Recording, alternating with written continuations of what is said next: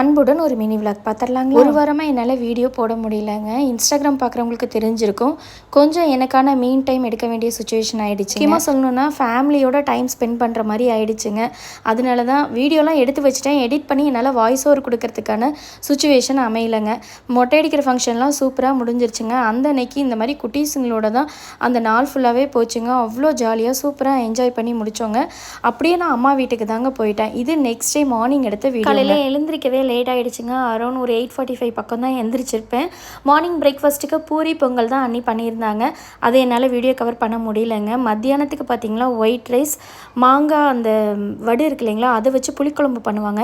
எனக்கு ரொம்ப பிடிக்கும். ஸோ அன்றைக்கி மெனுவும் எனக்கு பிடிச்ச மாதிரி தாங்க. அப்படியே அம்மாவுக்கு காஃபி கொடுக்கலான்னு தான் மேலே வந்தேங்க. 9 மணிக்கெலாம் எங்கள் ஊரில் அடிக்கிற வெயிலுக்கு கொஞ்சம் கூட குறைவே இல்லைன்னு சொல்லணும்.